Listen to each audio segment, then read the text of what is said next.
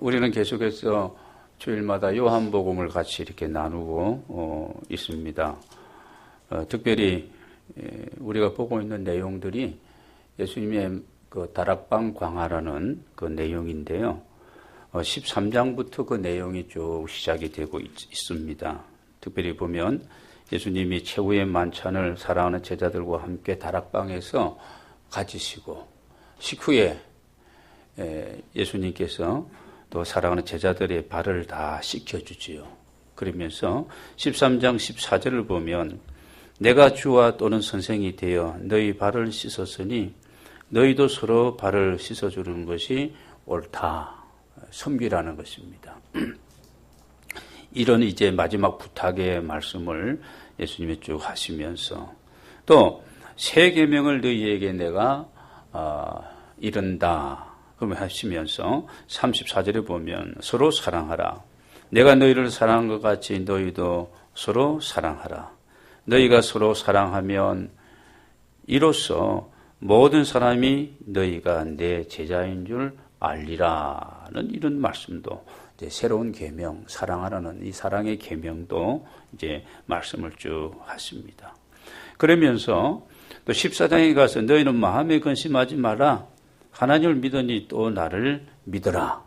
내가 곧 길이요 진리요 생명이니 나로 맘지 않고는 아버지께로 올 자가 없다. 내가 아버지께로 가는데 너희가 너무 걱정하고 그렇게 근심하고 염려하지 말라. 이런 말씀도 하시면서 그러면서 아주 중요하게 이제 그 13장부터 이제 16장 사이에 보면 14장, 15장, 16장 세 장에 걸쳐서 예수님이 하시는 말씀이 뭐냐 하면 성령님과 함께 내가 가면 보혜사 성령님을 보내릴 것이니 성령님과 함께 동행하는 삶을 너희가 살아야 된다.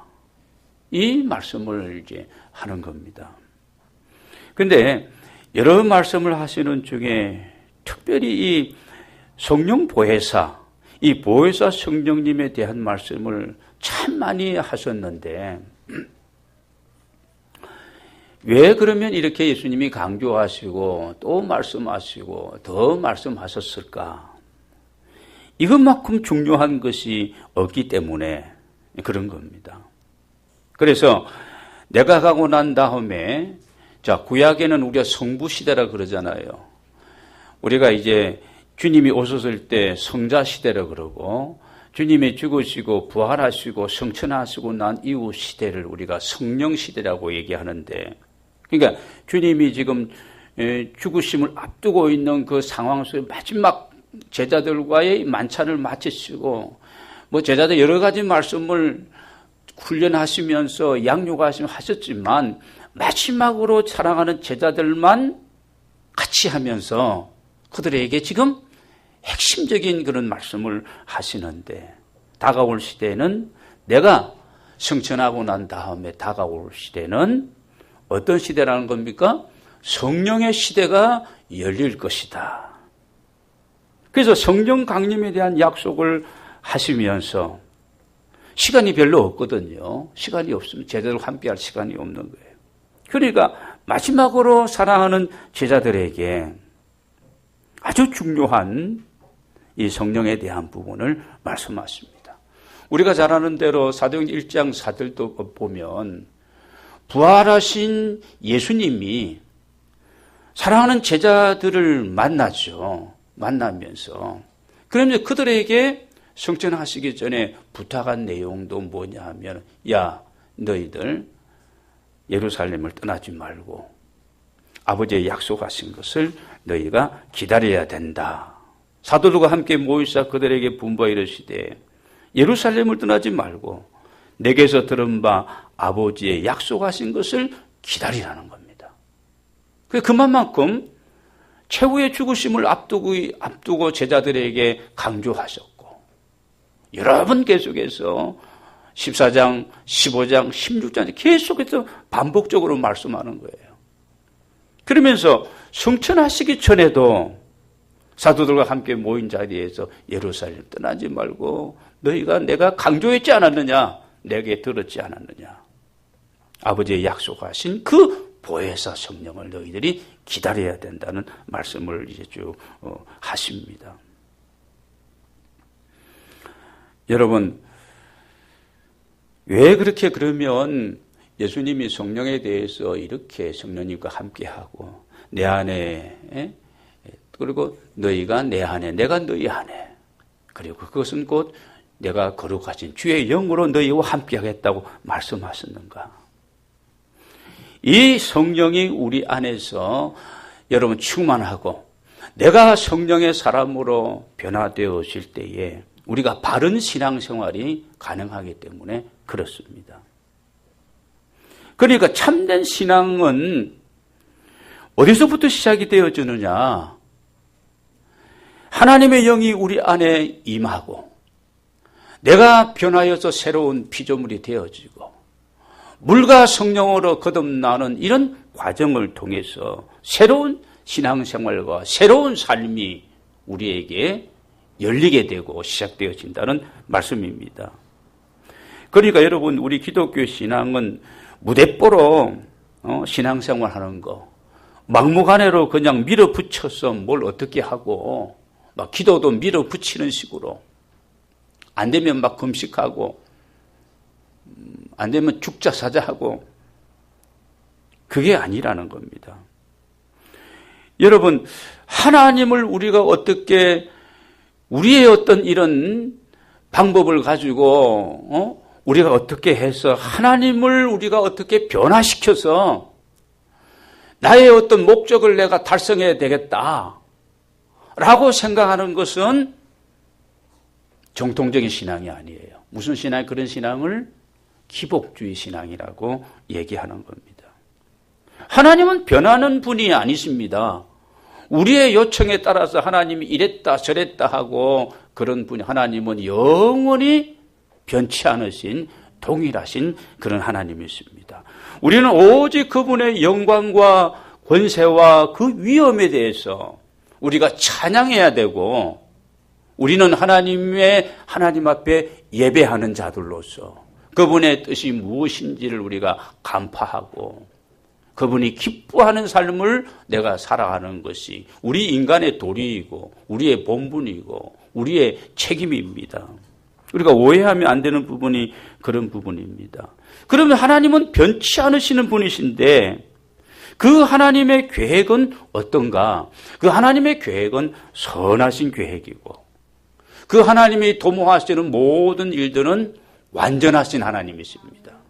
우리는 보시기 바랍니다. 내가 무슨 계획을 세우고 기획을 해서 어떤 일들을 이루어가는 과정이나 그 결과를 보면 우리가 자칫 잘못 상황을 판단하고 일을 저지르고 그래서 우리가 실수하고 또 어려움을 당할 때도 있는데요. 하나님은 절대 그런 하나님이 아니십니다. 전지전능하시고 무소부재하시고 완전하신 하나님이시고 거룩하신 하나님이시고, 여러분, 그 하나님 앞에 우리가 참된 신앙생활을 영위하려면 오늘 왜 예수님이 이렇게 제자들에게 3년 동안 훈련시켰잖아요.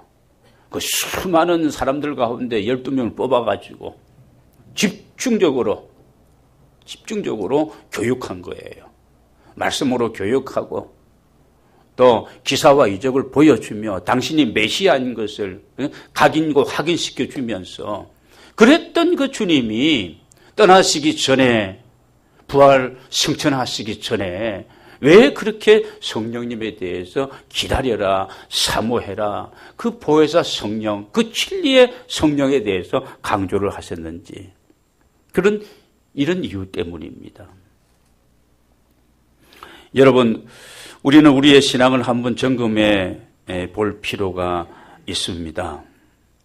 우리가 그분을 변화시키는 것이 아니라 그분 앞에 섰을 때에, 주의 성령께서 우리를 만져주었을 때에 누가 변합니까? 내가 변하게 되어지는 겁니다. 그때부터 바른 신앙생활이 시작되어지는 겁니다. 만약에 우리가 우리의 신앙이 건강한 신앙이 되지 못하고 기복화되어 있다든지 아니면 세속화되어져 있다든지 아니면 개인주의적인 그런 부분이 너무 강하다면 이런 부분을 우리가 회복해야 될 것입니다. 여러분, 회복은 그냥 되는 것이 아닙니다. 인간의 수양, 우리의 노력, 결심 이런 것들로도 아니면 교육과 이런 것들로도 어려운 겁니다. 여러분, 주의 거룩한 성령께서 우리를 터치하실 때에 여러분 가능한 사실을 기억하시기를 바랍니다. 그래서 스가랴서 4장 6절을 보아도 그런 말씀이 나옵니다. 어떤 말씀이 나오는가 하면 그가 내가 대답하여 이르되 여호와께서 스룹바벨에 하신 말씀이 이러하니라. 만군의 여호와께서 말씀하시되 이는 힘으로 되지 아니하며 능으로 되지 아니하고 오직 나의 영으로 되느니라. 힘으로 되지 아니하고 내 수단과 방법과 내 능력으로 되지 아니하는 그 일.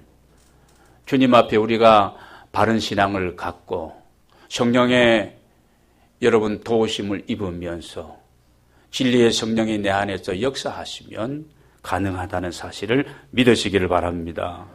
마가복음 10장 27절에도 말씀합니다. 예수님께서 그들을 보시며 이르시되 사람으로는 할 수 없으되 하나님은 그렇지 아니하니 하나님으로서는 다 하실 수 있느니라.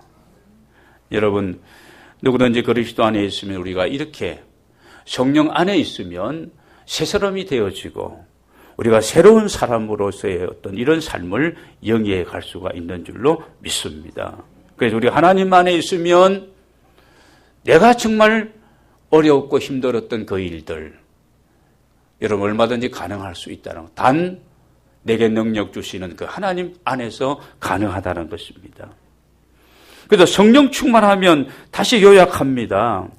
어떻게 하나님이 변하고 하나님이 어떻게 그런 게 아닙니다. 성령이 내 안에 역사하고 임하면 내가 변화되어진다는 사실을 기억하시기를 바랍니다. 진리의 성령이 오시면 어떻게 우리를 변화시킵니까? 우리가 욕심과 야망과 욕망으로 가득 차 있는 우리들이 이런 부분들을 많이 내려놓고 우리가 자유로워지게 됩니다. 그래서 성령은 진리의 영입니다. 무엇이 옳은 것인지 그런 것인지 어떤 것이 중요한 것인지 그렇지 못한 것인지 무엇을 위해서 우리가 살아가야 될지 이런 부분에 말입니다. 여러 가지 가치관이라든지 이 우선순위 부분이 착착 정리되어지는 겁니다. 왜냐하면 진리의 영이시니까 그렇습니다. 그래서 이런 세상적인 온갖 것들에 내가 집착했던 삶에서 내가 자유하면서 하나님 안에서 내게 주어진 모든 것에 감사하게 되어지고 자족하는 삶을 살아갈 수 있기 때문에 진리의 성령 안에서 살아가는 사람은 행복한 삶을 누릴 수가 있는 것입니다. 온갖 세상의 복잡한 잡동사니들을 우리가 뽑아버리고 주의 거룩한 성령님의 도우심 속에 하나님의 말씀이 내 안에 채워지는 삶. 여러분, 이런 성령 충만한 우리의 삶이 나는 지난 한 주간 동안에도 이어져 왔는지 한번 여러분 생각해 보시고, 그렇다면 내가 건강한 신앙인이었고 정말 참된 신앙인으로서 삶을 내가 살아갔다고 이렇게 얘기할 수가 있을 것입니다. 여러분, 우리 말씀을 한번 몇 절 보도록 하겠습니다. 요한복음 앞장이니까 성경책 가진 분들은 한번 찾아보시기 바랍니다. 요한복음 14장 16절 17절을 보겠습니다. 같이 한번 읽겠습니다. 시작.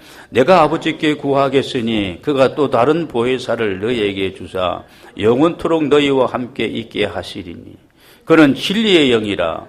세상은 능히 그를 받지 못하나니 이는 그를 보지도 못하고 알지도 못함이라. 그러나 너희는 그를 아나니 그는 너희와 함께 거하심이요 또 너희 속에 계시겠습니다. 이 말씀을 자꾸 여러분이 외면하고 이상하게 생각하면 안 됩니다. 우리 안에 보이지 않은 거룩한 보혜사, 우리의 위로자가 되시고 우리의 조력자가 되시고 우리의 변호사가 우리를 대신해서 변론하시는 이런 변호사 같은 역할을 하시는 그 성령님이 내 안에 계셔야 된다는 겁니다. 이게 그리스도인이라는 것이죠. 지식적인 것만이 아닙니다. 거기에다 내 가슴 속에, 내 중심 속에 예수 그리스도의 영이신 성령이 이 성령 시대에 충만하게 임재하시고 그분의 다스림을 받고 성령이 기뻐하시는 대로 지난 시간도 말씀드렸습니다. 민감하게 우리가 반응하고 귀 기울이고 우리가 순종하고 살아갈 때에 이게 그리스도 안에서 그리스도인으로서 살아가는 아름다운 삶, 그럴 때에 많은 열매를 맺을 수 있다는 말씀입니다. 또 여러분, 우리 26절도 보겠습니다. 26절 중요하니까 지난 시간에 이어서 같이 한번 점검하는 겁니다. 14장 26절 같이 읽겠습니다. 보혜사 곧 아버지께서 내 이름으로 보내실 성령 그가 너희에게 모든 것을 가르치시고 내가 너희에게 말한 모든 것을 생각나게 하시리라. 내 안에 있는 이런 세상적이고 육신적인 온갖 욕망, 욕심 이런 것들로 가득 차 있는 부분들을 비우고 하나님의 말씀으로 내가 채워갈 때에 보혜사 성령님이 어떻게 한다고요? 우리 안에 있는 하나님의 말씀을 생각나게 하시고 하나님의 말씀은 나침판이니까 하나님의 말씀은 기준이에요. 그러니까 이 말씀을 따라 내가 행하는 것이 내가 살아가는 것이 옳은 것인지 그런 것을 어떻게 분별하게 한다는 겁니다. 그러면 하나님이 기뻐하시는 승리하는 삶을 우리가 살아갈 수 있는데 그렇지 못하면 내 마음대로 내 하고 싶은 대로 내 기분 따라 감정 따라 내가 살 수밖에 없는 존재가 우리라는 겁니다. 그래서 우리가 성령님을 사랑하고 사모하고 동행하는 삶을 우리가 살아가야 하는 것입니다. 생각나게 한다. 또 이 성령님은요, 우리로 하여금 예수 그리스도가 우리의 구원자가 되시고 우리의 주님이 되심을 믿게 하는 그런 역할도 합니다. 오늘 우리 15장 26절을 한번 보겠습니다. 15장 26절. 15장입니다. 같이 한번 읽겠습니다. 내가 아버지께로부터 너에게 보낼 보혜사 곧 아버지께로부터 나오시는 진리의 성령이 오실 때에 그가 나를 증언하실 것이요. 예수 그리스도가 누구이신지.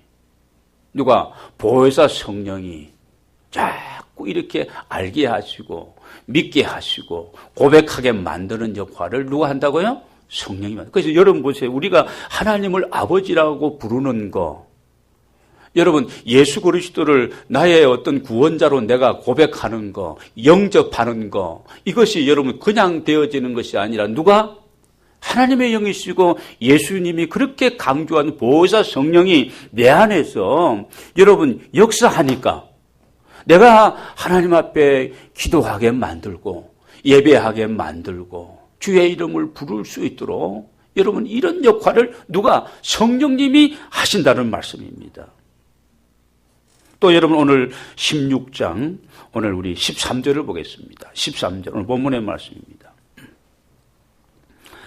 같이 읽겠습니다. 그러나 진리의 성령이 오시니 그가 너희를 모든 진리 가운데로 인도하시리니 그가 스스로 말하지 않고 모든 들은 것을 말하며 장래일을 너희에게 알리시리라. 진리의 성령이 오시면 그가 너희를 모든 진리 가운데로 인도하시리니. 여러분 진리가 무엇입니까? 진리는 변치 않는 거예요. 유행 따라 시대 따라 변하는 것은 진리가 아니에요. 이 세상에 어떤 것도 진리가 될 수가 없습니다. 오직 예수 그리스도 그분만이 진리 되시고 하나님의 말씀만이 진리의 말씀인 줄로 믿습니다. 주님께로 그분이 오시면 주님을 더 가까이, 하나님의 말씀을 더 중요하게 이렇게 우리를 인도하여 오늘 주셔서 하나님 앞에서 아름다운 삶을 살게 하신다는 말씀입니다. 여러분 우리가 보혜사 성령님을 가리켜서 여러 가지로 많이 표현했습니다만은 특별히 위로의 영으로 위로자로 그렇게 우리가 많이 얘기합니다. 그런데 여러분 이렇게 위로만 가지고 되겠느냐는 거예요.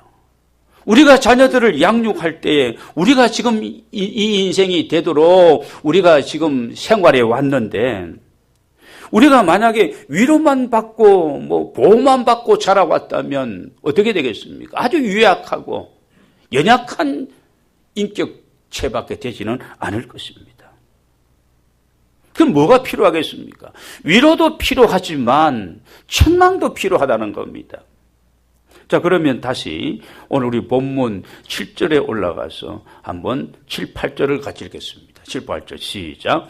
그러나 내가 너희에게 실상을 말하노니 내가 떠나가는 것이 너희에게 유익이라. 내가 떠나가지 아니하면 보혜사가 너희에게로 오시지 아니할 것이요. 가면 내가 그를 너희에게로 보내리니 그가 와서 죄에 대하여 의에 대하여 심판에 대하여 세상을 책망하시리라. 여러분, 이 보혜사 성령은 생각나게 하시고 이 보혜사 성령은 우리를 책망하시는 영이십니다. 다시 말씀드립니다. 우리가 오늘 이렇게 살아가는 사람이 되기까지에는 사랑하는 부모님의 관심과 위로와 그리고 책망이 있었기 때문입니다.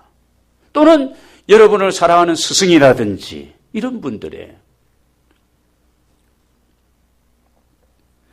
만약에 이런 어떤 책망과 꾸지람이 없이 우리가 자랐다면 엉망이죠. 안하무인이 될 것이고 생각이라든지 판단 이런 것들이 아마 제대로 구분을 못할 것입니다. 여러분, 성령은 우리의 생각을 다 아십니다. 우리의 생각을 아시고 내가 무슨 생각을 품고 있음에 대해서 성령을 아는 거예요. 사람들은 모르는 겁니다.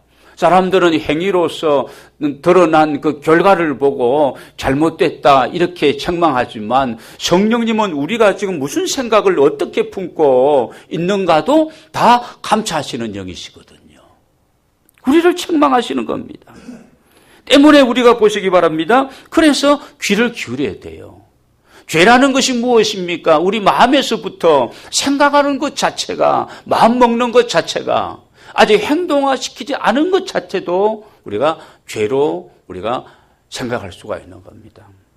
그러면 우리가 하나님 앞에 살아가면서 이 세상 모든 사람이 일반적으로 볼 때에 오늘 여러분 9절에 보면 죄되라 하면 그들이 누구를요? 예수님을 믿지 아니하며 마음으로 믿지를 않는 겁니다. 믿지를 않고 받아들이지 않는, 인정하지 않는 거예요. 그것 자체가 불신앙이 죄라는 겁니다. 내가 믿든지 안 믿든지가 아니지 윤리적이고 도덕적인 드러난 죄가 아니고 내 마음으로 예수 그리스도를 하나님이 구원자로 세상에 보내주셨는데 이 사실을 내가 믿지 않고 받아들이지 않는 그 자체가, 영접하지 않는 자체가 바로 죄라는 것입니다. 그래서 이런 부분을 성령님은 계속해서 우리에게 이제 책망을 하시는 거죠. 그래서 성령은 우리를 하여금 마음에 생각하고 믿게 하고 고백하게 만들고 또 진리의 성령이 오시면 네가 이렇게 믿고 고백하고 믿음으로 살아가는 사람이 내가 그런 생각을 가져서 되겠느냐, 그런 마음을, 그런 계획을 내가 그렇게 품으면 되겠느냐, 이런 부분들을 책망하는 것이죠. 여러분, 이 성령의 소리에 성령의 사람들, 민감하게 반응하는 사람들이 성령 충만한 사람들입니다. 여러분에게 이런 은혜가 있게 되시기를 바랍니다. 진리의 성령이 내 안에서 역사하고 충만한 가운데 책망이 있다면 우리가 어떻게 해야 되겠어요? 감사해야 됩니다. 그리고 책망받은 이런 내용에 대해서 내가 회개해야 되고 내가 돌이켜야 되는 겁니다. 다윗을 보시기 바랍니다. 다윗이 우리아와 그 안에 바세바 사건이 있고 난 다음에 나단 선지자가 와서 다윗에게 책망을 합니다. 당신이 바로 그 사람이라고. 당신이 바로 그 사람이라고. 책망을 받았을 때에 여러분 다윗이 어떻게 합니까?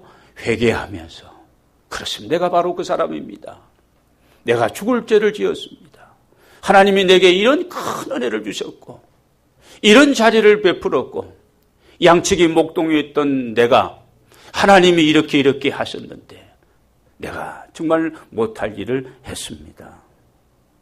여러분, 그래서 다윗이 하나님의 마음에 합한 자가 된 줄로 믿습니다.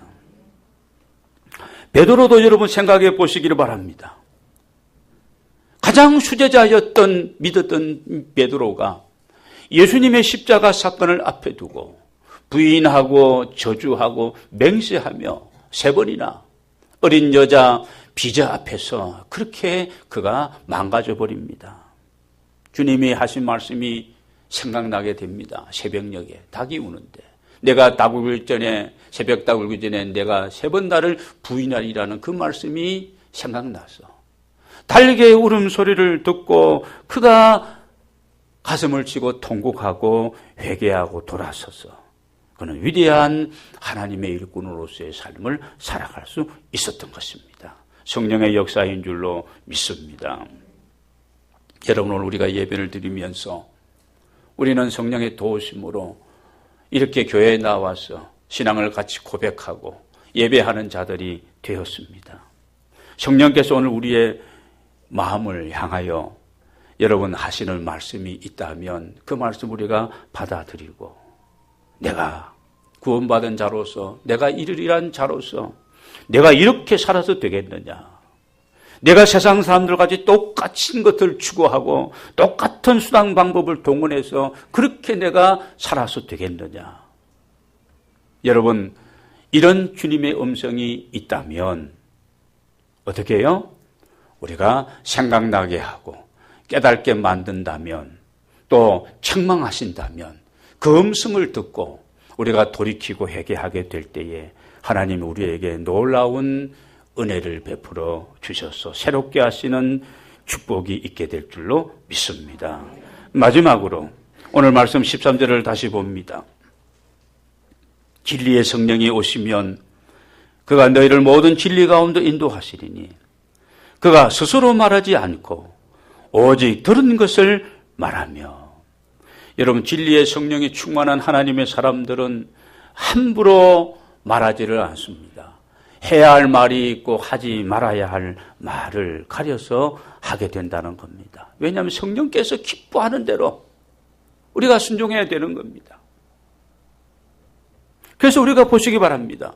성령 충만한 사람은 가슴이 뜨거워서 이 복음의 구원의 진리의 말씀을 전하는 일에 집중하죠.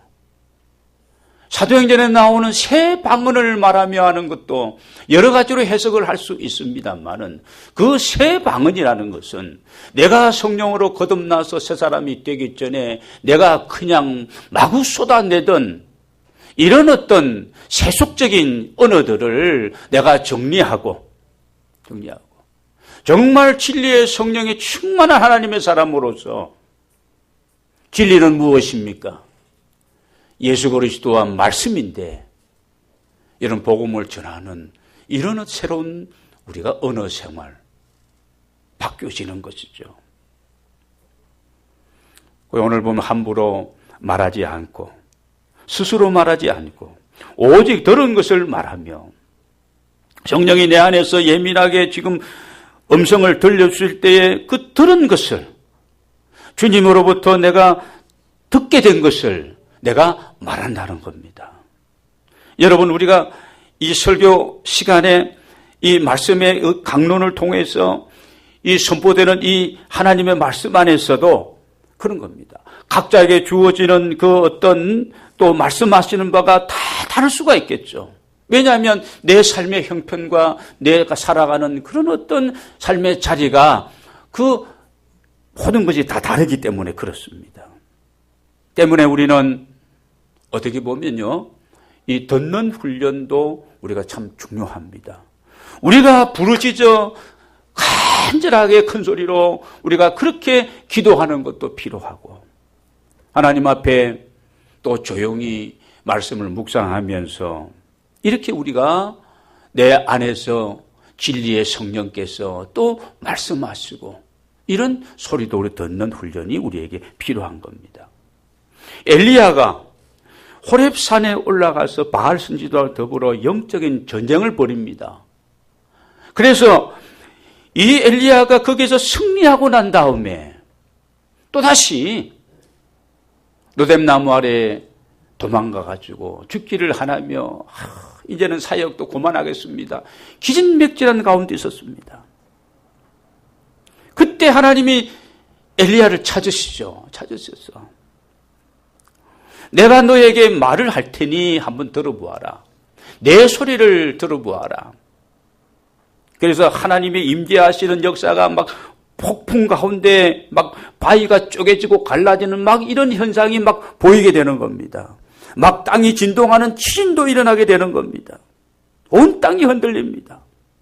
그리고 막 불이 떨어지고 이런 일이 있어지는데도 여러분 폭풍 가운데서도 지진 가운데서도 불 가운데서도 어떤 말씀도 없었었는데 하나님의 음성은 아무 소리 없이 적막하고 고요한 가운데 세미한 음성이 들려왔습니다. 무슨 음성입니까? 엘리야야, 내가 어찌하여 여기 있느냐? 엘리야야, 내가 어찌하여 여기 있느냐? 여러분, 이 말씀은요, 우리에게 중요한 사실을 가르치고 있습니다.